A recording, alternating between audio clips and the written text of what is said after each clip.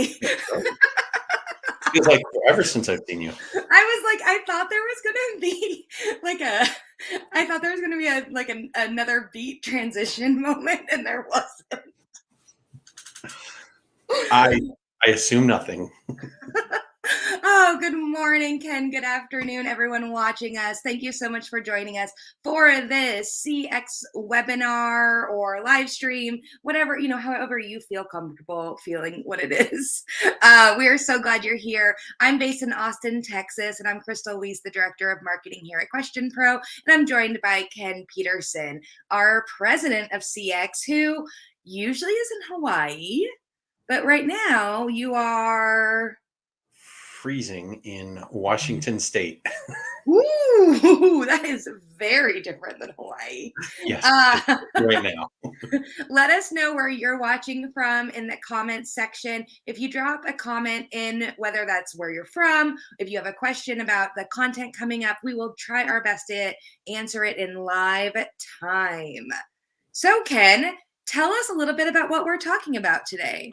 Today we'll be talking about building online trust with CX reputation, and it's not as simple as monitoring, but it goes beyond that and really ties in with customer experience, as opposed to oftentimes you see a lot of that sitting within marketing when you're talking about online and social media monitoring and analysis. That's true. You and I were just talking about before this that I was like, wait, am I going to have too many opinions on this? No, I'm kidding.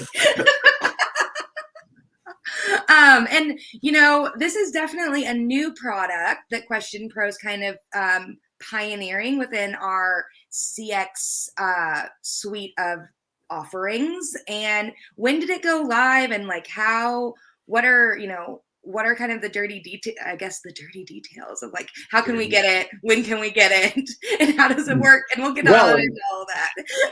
and we'll talk about a lot of that, but it's actually been sitting on our platform for about 6 months, but we actually officially launched it on September 29th of this year.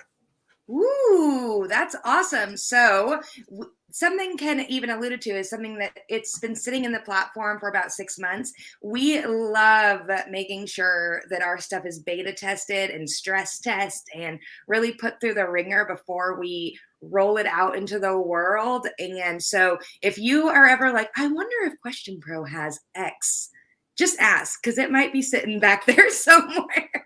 It was amazing, the number of people, and we're fresh off of X Day. So if you didn't get to attend that event, what's the date next year? October 26th, 2023. Yes. And save the date, save the location, Austin, Texas. It was such a great event, but exactly what you said, there were so many people that as we were talking about some of the things that we have to offer, we had so many people say, I didn't know you offered that. Well, it's amazing the suite of tools that we have to offer for our clients, whether it be in research, customer experience, or through our workforce employee experience tool. And then, the other thing that, I thought was really interesting that popped up is we used live polls a lot during X Day. And live polls comes free with any account you subscribe for, even the free Essentials account. So that tool is available. And I mean, we were using it to engage people. I use it after all of my meetings when we have a 90-minute meeting in which we're talking about things. I actually script a poll while people are discussing their topics for the business, and then I quiz people to make sure they're paying attention. Oh my gosh. Someday I'm going to do a webinar and just invite QuestionPro employees and have them tell us how they use our own tools like in real life. Because just last week, even Adrian Mendez was telling me that he using surveys as the RSVP for his wedding. I've done something similar. I work for a nonprofit at home, and we have weekly or monthly meetings, and I actually use the survey to get RSVPs for the meetings. I love that, but it's using our tools out in the real life is really important, because I think it shows that we I guess like eat our own dog food, as many, as tech companies say. Yeah. We don't only try to sell you like we sell ourselves the product.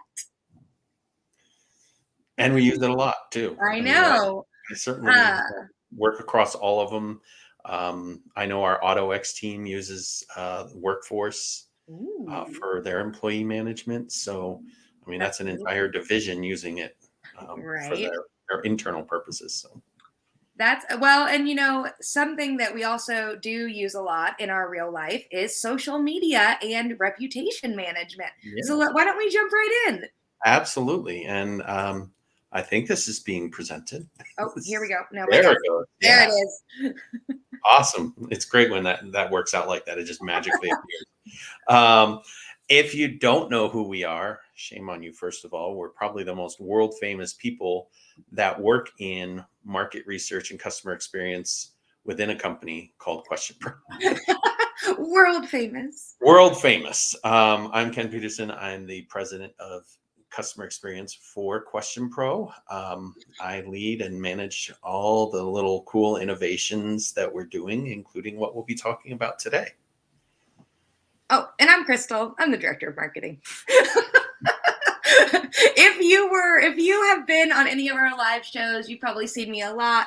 I lead global marketing for Question Pro, and I love it.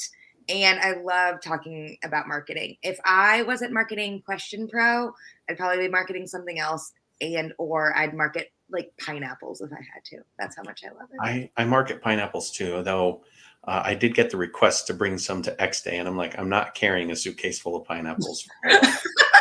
That would definitely have made for an experience, though. Yes, yes, it would. Oh, okay.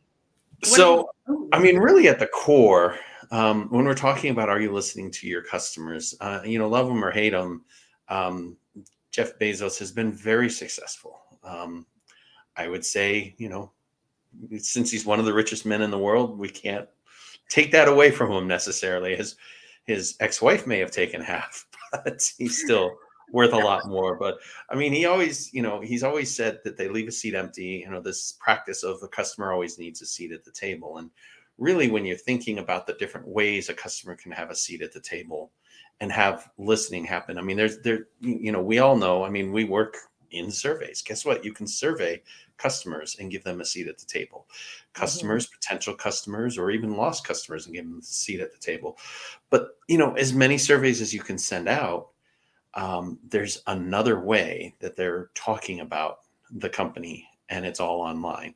Oh yeah. And when you think of the volumes of what we get back for surveys versus what people say online for some organizations, it's amazing the difference, because these are unsolicited and unprompted. So really it's about getting them starting to listen a little bit more. And surveys is one approach, but really we need to have a reputation management platform. And this is going to be a little bit different than what you see in a lot of cases. I always say there's Ooh. reputation. Like when we start talking about social media analytics, and um, Crystal and I were just chatting about this a little right before we jumped on, is that, it often sits within the marketing realm. It's monitor and analyze. And, you can do a lot with that from a marketing perspective, understand what people are saying about your brand, even tout some of those positive experiences and reviews. I mean, we no doubt do that. We have testimonials on our website as well. But when we're talking about managing your reputation, you need to take that additional step Mm. further, which really is about allowing companies to respond and react to the reviews. You bring up a really great point there, because it is really about I kid you not, it's like, oh, I can see a lot of things happening on socials, and then I'm like, are we trained to interact with this? Nah, like like A and lot it's of brands are like that. I mean, and you see it a lot, and it's often the negative reviews. You know, the second line here is like, yeah, we talk about positive reviews too, but often you'll see sort of this automated response that oh pops up yeah, oh anytime. man, I Like, swear automated oh, I left response a one makes it star review. worse. And I won't say it's automated, but someone just goes in there and copies and pastes the same response to whatever the customer says. And I'm remembering a show years and years back where this guy wrote to his senator, and it says, he got the reply, your issue and global warming are very important to me.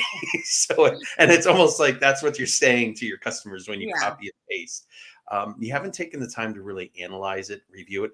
And I think, some of the things that you'll see is, also adding metadata to that review, so that when you're starting to look at it internally, analyzing is great for sentiment analysis and doing some of that. But Right. are you adding departments, Ooh. responsible departments to that metadata? Are you adding root causes to that data? And that really starts to enhance it. And we'll see that a Yeah. little bit. Yeah, I really think you hit the nail on the head between the marketing and the CX. Is marketing is observe and like raise their hand if something's wrong. Like that And movie, then Observe and Report. observe and report. Just hello, I see. And then CX is more like, oh, I know how to engage with this and I know how to respond to this and really like take it to the next level. And one of the great things is we allow them, and you'll see that in the demo, is we allow them to engage at multiple levels. Oftentimes, a lot of these social media platforms are restricted to one group of people, Right. one or two people that, hey, that's my job to analyze. And really what we're trying to get is the reality of ratings and reviews. This one is always a popular slide. I just like to laugh so bad. And I'm going to admit, I am as guilty on this one as anyone. I mean, the idea that, anytime people start looking, I mean, something like, I think it was 92% of people depend on ratings and reviews online when they're looking to do something. If they're going Mhm. to purchase something from a new business, to stay somewhere. I mean, I know I want to hear the horror stories usually. So I'm just like this. I mean, you literally could have thousands upon thousands of 5-star reviews. And then I'd be like, all right, And that one negative review. let's filter out to those negative reviews and find out what went wrong. And, I think one of those things that we talk about is about replying to those reviews and giving an authentic reply. Because if I filtered out for those 5 reviews and I see the same exact copy and paste reply on there, I'm just like, yeah, they really don't care about the problems. They just sort of, have a copy paste template approach that they do for it. And, it's part of what we talk about in closed loop feedback all the time, is customize that approach. Let the customer know that they've been heard, not your problem and climate change are the most important things. So, And uh, blank. yeah, exactly. So, being able to analyze all reviews is great. Adding sentiment analysis, it's great. But responding to those comments and then being able to treat them very much like a closed loop feedback response. We can set it up so you can get notifications.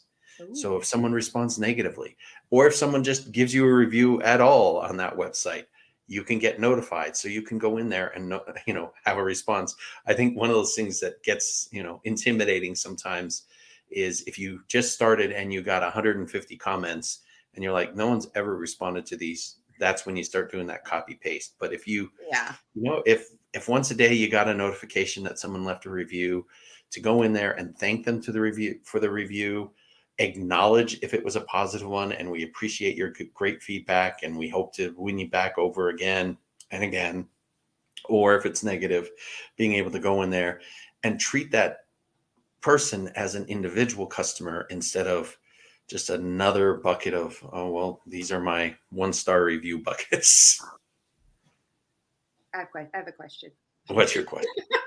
Now, do you respond to all or some? Like, if you're going to start responding, should you respond to all of them? Like, do people feel left out if some people respond to some and not to others? Like, is there a ratio of ones you should respond to? Volume will be key. I'd say. I mean, listen. If you're getting 100,000 reviews per year for a single location on something, it's going to be impossible to respond to everything. Right. But if someone gives you a 5-star and gives you a response of, it was good, what are you going to respond to? Yeah, okay. Like, honestly, what can you do with that? But if someone gives you a substantive review and says, hey, I like this part, I like this part, and I wish they had more of this or that, you can actually respond and say, well, thank you for your feedback. We will, we'll look into your problem and say, hey, maybe we can add some service so that, we can enhance this experience. At the same time, those negative reviews are critical to respond to. As I mentioned, Yeah, I mean, so many people just, focus in on what went wrong and what could go wrong because we're looking at when we go in, if you think of a hotel and, reviews are very important to hotels true. because someone could go in and say, I just had this miserable experience. But if they see someone that responded to the fact that that person had a miserable experience, it's really going to change how you view the organization. You're going to feel more positive about the organization. So can you respond to all of them? In some cases you should. If you're getting, if you're getting a review per day, there's no reason you shouldn't be able to respond to all of them. True. As someone once said, like, hey, it takes all of 60 seconds to send someone a text message, and that's how easy it is to respond on our system. I love that. And you can close it out. Cool. So, when we talk about that solution, as I mentioned before, it's been out there for a while. We've been testing it. We've had a couple of clients who were just enamored with the idea. So we were able to have them use it, try it out, and it's really about cross posting, social cross platforms. You have so many platforms out there nowadays. And I'm not going to say that we're going to be able to keep up with every one of them.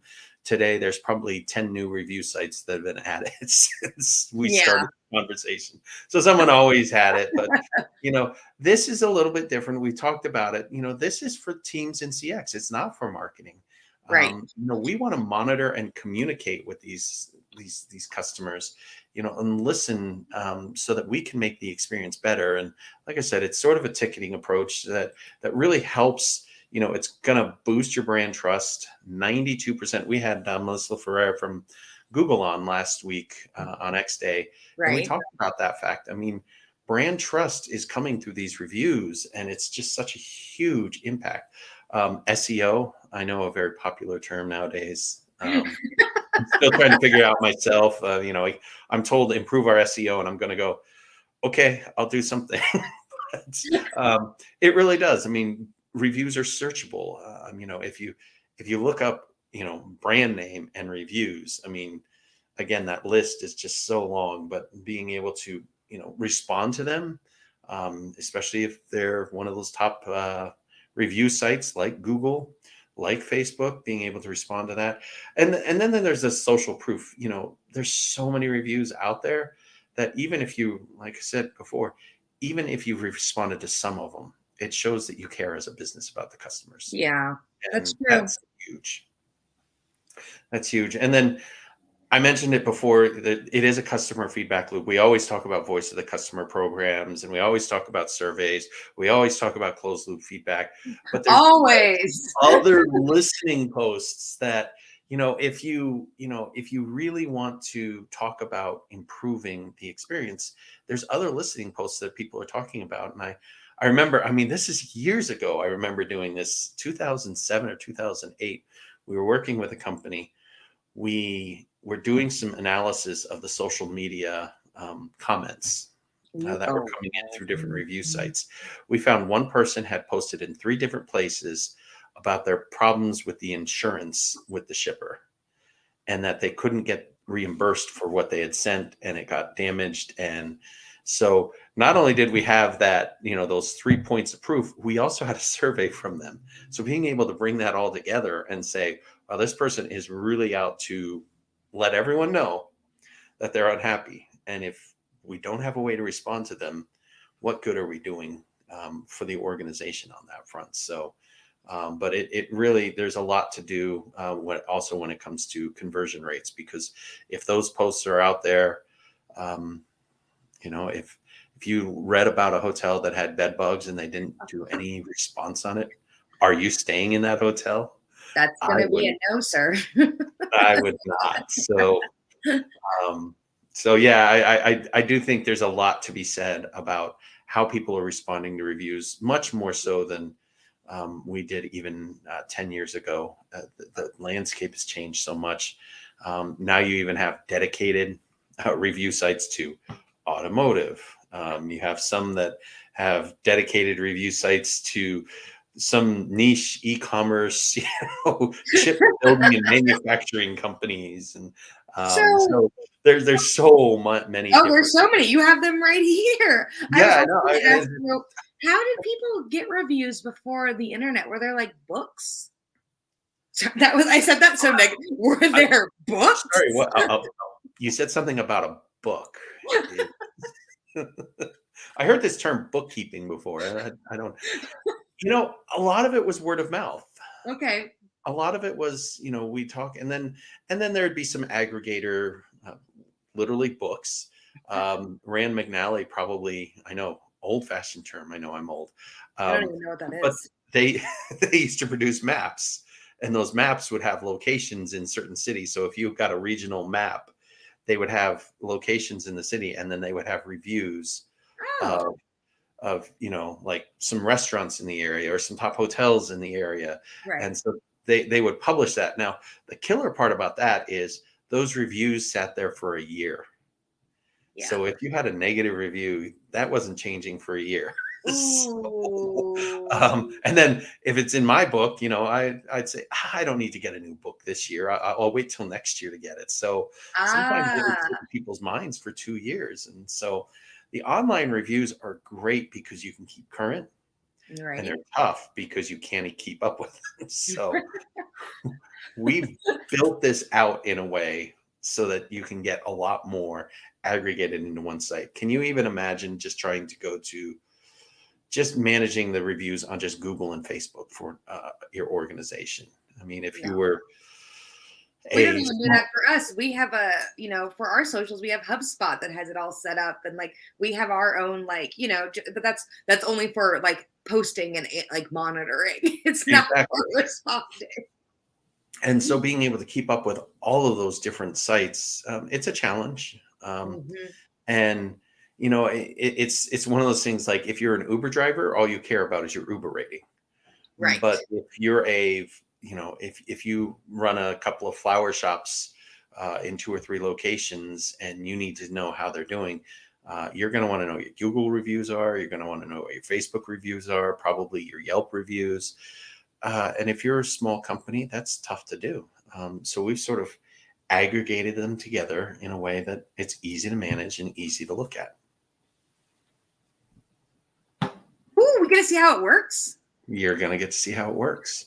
I feel And like I should let's not see. be this surprised. If anybody saw the promos, you might be surprised that Jaylene is in here. It's me. There was just a mix up with, feeling ill. And so I'm here. But that also means that I am this is more like I'm literally acting as the audience. Like, tell me what's happening.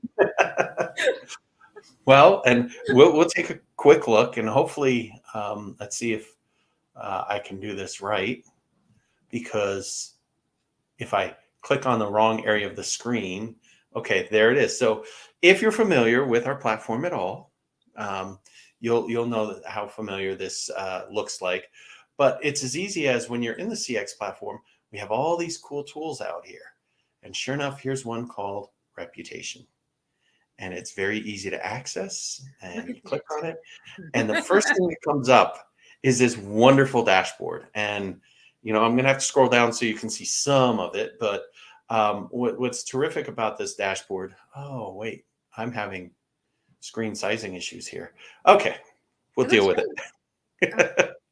um, what's terrific about this dashboard is you can get it at a glance. If you are that really busy individual, if you're running a small CX team, or if you're like so many clients that I've seen in the past year, a one-person CX team, you can actually look at this at a glance and really see how you're doing, your overall ratings, the 1 stars that I'll click on. I always click on first. I like. I don't care. I don't care that you have a 4. This is QuestionPro's rating. I don't care that we have a 4.6 rating. What are the 1 stars? And for right. me, You're that's like, about tell me the 1 stars. That's about responding. It's about understanding. But you can quickly see how many reviews you've had.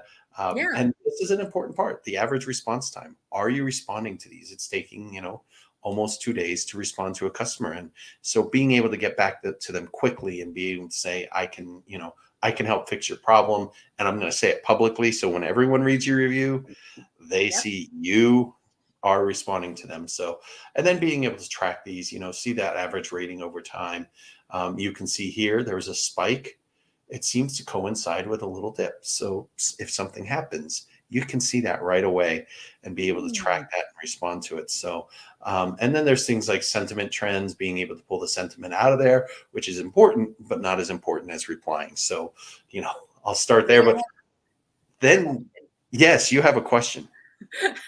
Sentiment trend. Does that mean that it's analyzing the words and you're doing it based off of this word, the sentiment It's of the based word? on the words within the response, and There it it will is. help to show you some response because what I'm going to do is I'm actually going to click on something here. Oh yeah, click on the And 5-star ones. We don't want to see the sad ones. so you want to see the 5-star ones. So right away, we've clicked on 5-star and it brings up this list of reviews, which is this second tab over here anyway. It shows the reviews, but I've already filtered from the main dashboard right to the 5 stars. And I can even take it a step further and say, oh, well, listen, hey, we have 3 Facebook reviews. I can actually filter it down with this menu just to those reviews and say, hey, Wait, look, is this this is, really Question Pro reviews? yeah, these are Question Pro reviews. That's awesome. Now, granted, I'm not very good with my German, so I can't really understand what this one says. our poor, so shout out to Paulina who's sitting in the background right now who helped to organize this whole webinar. She just sent me like, Crystal, are you serious right now? Eyes. So you can filter through these. You can, Oh, I you love know, G2. These are the ones that the marketing team works on, is the G2 crowd runes for yeah, sure. exactly. So this should be a little familiar to you. And then, being able to look at these and say, okay, I can, there's all sorts of things you can filter on. Countries, there was no options on that one, but we have the different locations that sometimes they're assigned to. And that's what I was saying. You can assign it down to the group. So we could assign it to the LATAM team, the Germany team. We can assign it to Asia Pacific team to be able to go into their own and be able to, work on these things. And then there's this wonderful thing called tagging. Remember, I said it's great that you can analyze it, but I could actually come in here and say, oh, this is a tag and this is about, I'm going to say Oh, design because it says design. So then I can add that tag and now I can filter by that tag as well when it updates. So, and then, like I said, the other part, click on it and you can go reply on their site right away. Now, there I'm we not go. logged in, but That's a it goes right to that review. So then you can then say, I can address this, I can respond. And even though this is a 5-star, I can say, listen, these are the great things that we're hearing from you. We appreciate it. We'd love to be able to give you a way to recommend us to other individuals. Why don't you private message me at this address and we can hook you up, we can barter with you. I mean, there's so many ways you can grow your business even with just the individual reviews, never mind the fact that when people see this preponderance of high reviews on on these different great. websites and review sites, we really show, we really show that we're a company that you want to do business with. It's true because not only do we have the social proof that people are giving us 5-star reviews, we also have that engagement. You have that engagement factor that you are a real company, like responding, and you're not just like a Not a taunt. bot. Exactly. Nothing worse than those bots. And a lot of the review sites try to kill the bots anyway. There's Yeah. some, here it says, oh, you have to go to this website to respond, and they want you to go to their website to respond. So there are some places where they have bots, and I guess that's a big issue with that whole Twitter takeover, how many bots there are. But let's face it, out there in the web world, there are a lot of bots. There are. A lot. Yes.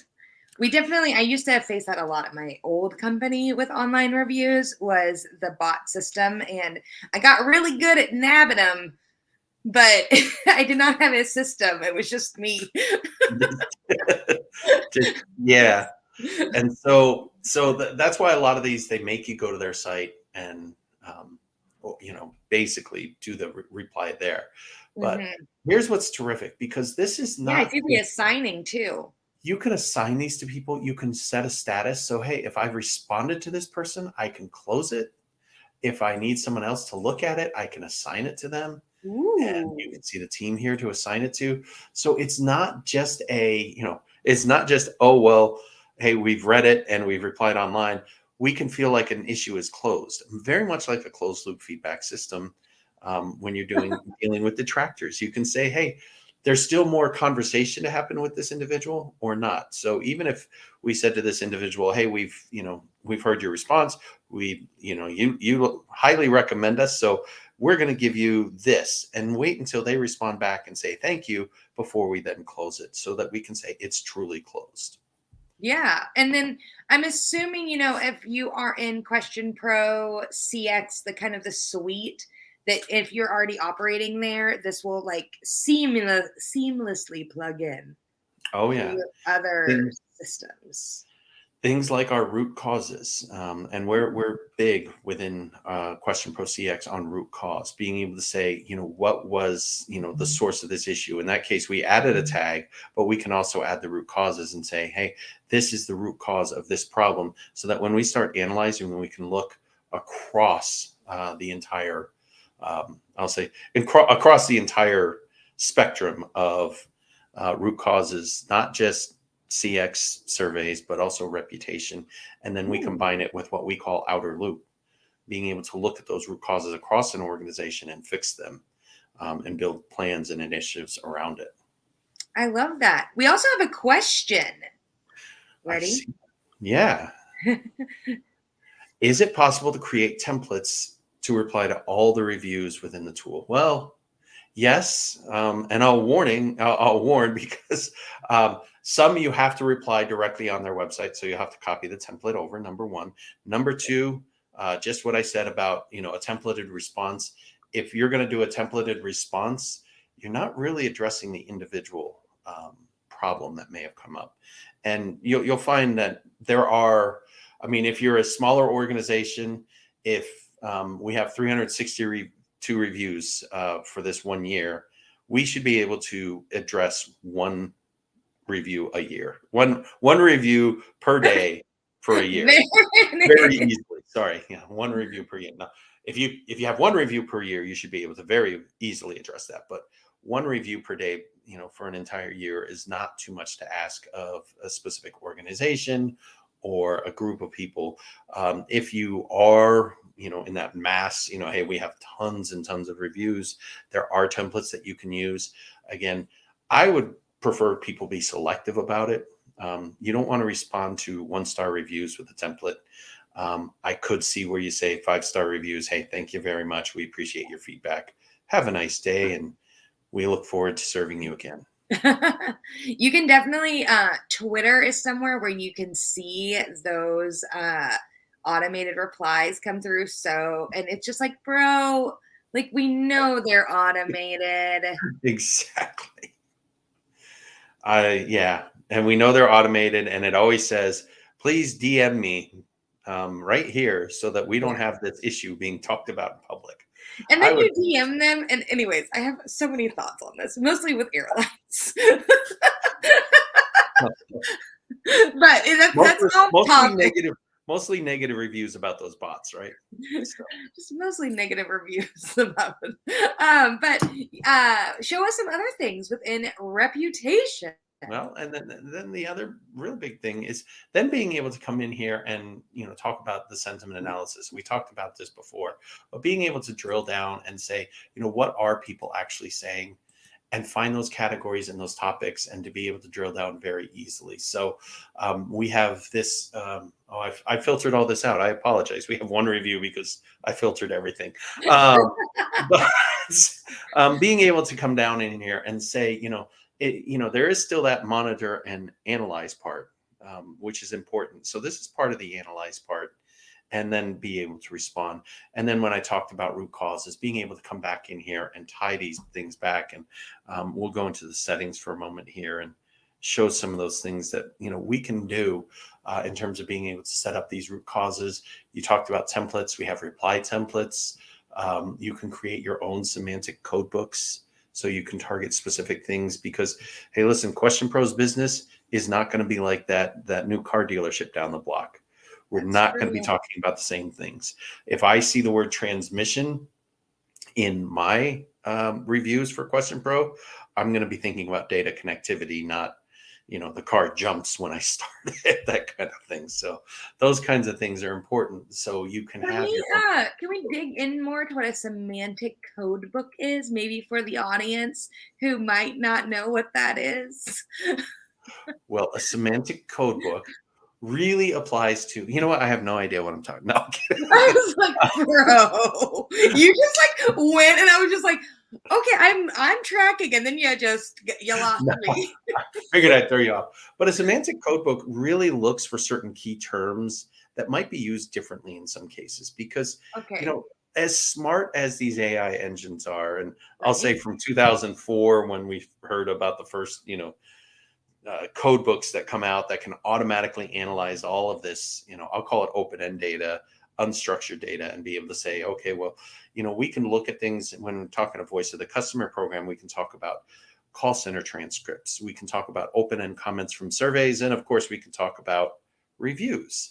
Um, there's really not a lot of parameters that we put on those responses. It's easy when you have a closed ended response and you say, oh, well, it's going to be 1, 2, 3, 4, or 5. Those are your options. Yeah. Well, everyone tries to get it back to that ultimately. And everyone says they want that open ended data, they want that free form. And then, oh, I need to funnel that down into 5 ideas. So can we put together a code book for that? But that's what the semantic code books can do. And like I said, there's words that we use in everyday life that would mean something for So one. like transmission, if you were using this in Auto X, transmission would mean the car transmission, but if you Exactly. were using it in radios, transmission could mean transmission across air, or like. Exactly. And so using a semantic code book allows you to build rules Mhm. that teach the AI which one you mean. Sort of put some parameters around it, as we'll call it, Great. because unstructured data, like I said, doesn't have parameters, and the semantic code books help us define those parameters for us. Feel like I just learned something kind of important. That's all. Kind of important. Kind of So important. the big part here is the integrations, and you saw this on the previous slide.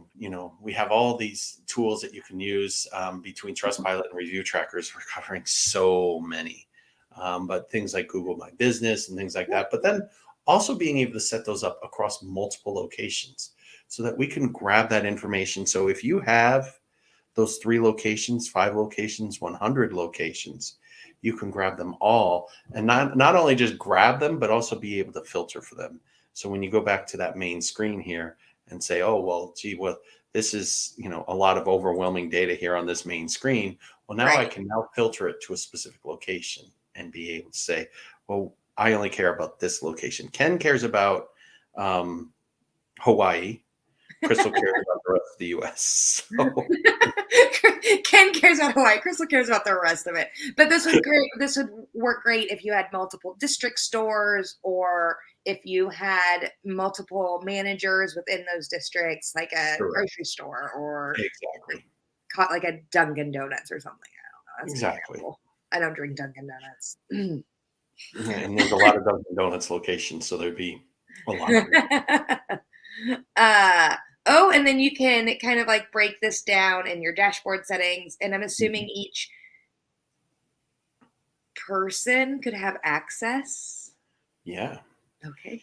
access to their own reviews and be able to analyze them and set up this last feature that I'll show is the notifications.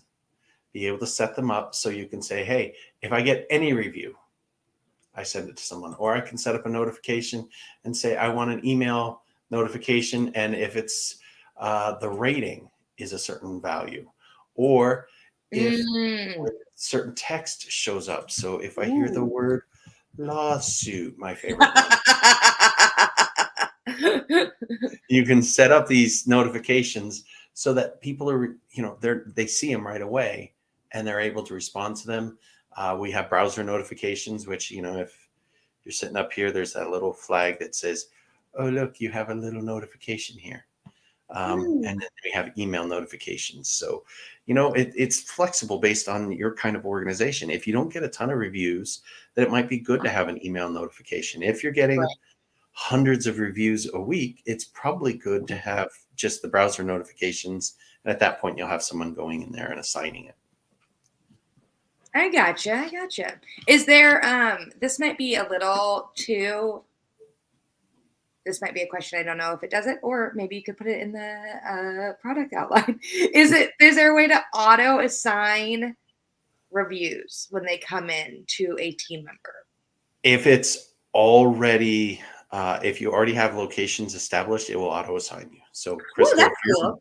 if you're in charge of location, Austin, and I'm in charge of Honolulu, if that Honolulu review comes in, it will, it will allow, it will send it to me Yeah, from and then it'll Honolulu. It will send assign it it to to your you. task. Yeah. So it can auto assign. And then, of course, you can reassign Yeah. because, if you're in Austin North and I'm in Austin South, I might get a review that is negative. And if we know it's negative, it didn't come to me. It must. And let's be honest, Ken, I don't go south of the river. Okay. I also don't go up to north either. I stay in my little bubble. So we have an interesting question, and I have an interesting response to that question because we were going to do the Q&A, but there is one more thing I do want to point out, and it's important to point out. We had the question. Where is that question here? Is there a free trial available for non-customers? Generally, you'd have to, of course, have access to the platform, but to our customers, you can get a 10-day free trial for CX and also be able to use the reputation. Woo! Also, these So, gifts are real nice. Shout out to the marketing team for making these little yeah, gifts. I didn't even know this until this morning. I didn't know that we were doing that. Ken's like, I was also surprised. There were a few surprises that were announced last week, if you remember, but we won't go in. That's not in this If slide. you want to know what was talked about at X Day, you have to attend X Day. You That's have it. to attend X Day next year. Man, I feel like we're definitely all riding high. Like we're all like, hey, everybody, X Day happened. And everybody's like, why is it Question Pro so tired? It's like the whole company is just like, we're sleepy. We're still in um, recovery. We're But still this in. is really awesome, Ken. Thank you so much for really taking the time to teach us about how to manage one's reputation and to respond. I think this was probably, worthy of another webinar that where we bring in, maybe not that you and I are not great, but bringing in a practitioner of how do you actually respond and create those templates and know what to reply, because I find that for me in marketing and our shout out to Danny who does our social media, a lot of times we don't know what to say. We're kind of like, so you can give us all the tools, but what do we say?